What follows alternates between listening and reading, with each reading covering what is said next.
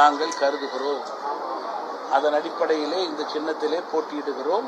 மேலும் நான் பாரதிய ஜனதா கட்சியோடு கூட்டணியில் இருக்கிறேன் என்பதை மீண்டும் வலியுறுத்த விரும்புகிறேன். திமுக பலமா இருக்கக்கூடிய தொகுதிகளை உங்களுக்கு ஒதுக்கி இருக்காங்க அப்படின்ற நாங்க அதை வேற விதமா பார்க்கிறோம். அமைச்சர்கள் தற்போது மக்களுடைய மனநிலையிலே பலவீனமாக இருக்கிறார். காரணம், நேர்மை இல்லை, வெளிப்படை தன்மை இல்லை, ஊழல்வாதிகளாக பெயரெடுத்திருக்கிறார்கள். எதிர்மறை வாக்கு அமைச்சர்கள் மீது மிக அதிகமாக இருக்கிறது.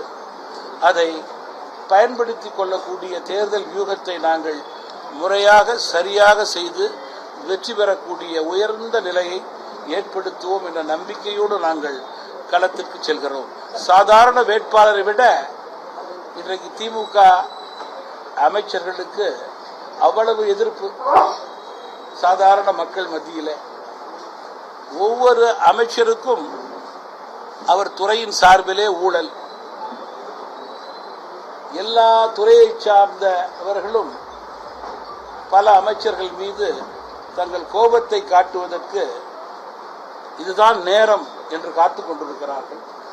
இந்த நல்ல நேரத்தை தமிழ் மாநில காங்கிரஸ் கட்சி உறுதியாக பயன்படுத்திக் கொள்ளும். மக்கள் மத்தியிலே ஊழல்வாதிகளை எடுத்து சொல்லும். மீண்டும் மீண்டும் மீண்டும் மக்கள் ஊழலுக்கு வாக்களிக்க மாட்டார்கள், கொடுத்த வாக்குறுதியை நிறைவேற்றாத அரசுக்கு வாக்களிக்க மாட்டார்கள் என்பதிலே மாற்று